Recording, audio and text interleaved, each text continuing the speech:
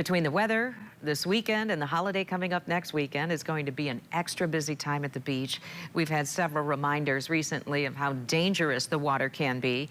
Cameron James tells us how the people who train lifeguards say you can create a safer environment for your family.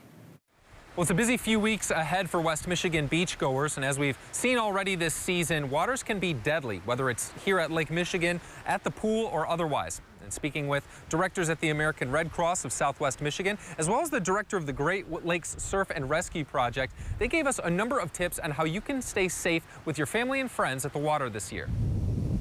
The West Michigan shoreline is expansive and nearly entirely devoid of lifeguards. When you go to the beach, you're going to have to be the lifeguard. Dave Benjamin is the executive director for the Great Lakes Surf Rescue Project. He says you should always have your eyes on the water. Because when I go to the beach and I see hundreds of people at the beach, I see hundreds of unattended children with parents that are distracted. They're on their phone, they're sitting down, they're laying down suntanning. They're not paying attention to their children. Drowning is often silent, so knowing what to look for is vital. Benjamin says you should always be scanning the water and take note of three things: who is in the water, where they are in the water, and what they're doing in the water.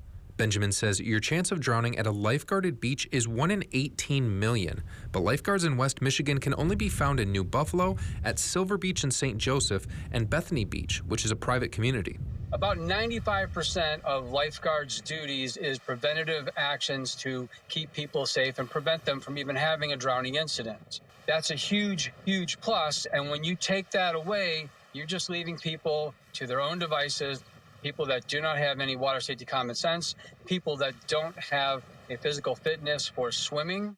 If you notice someone in the water who needs help, experts say to throw them something that can float and immediately dial 911. If you're in distress in the water, one technique that experts say can be used is the flip, float, and follow rule. That is flipping on your back and floating with your head above the water, following the safest path back to the shoreline. In West Olive, I'm Cameron James, News 8.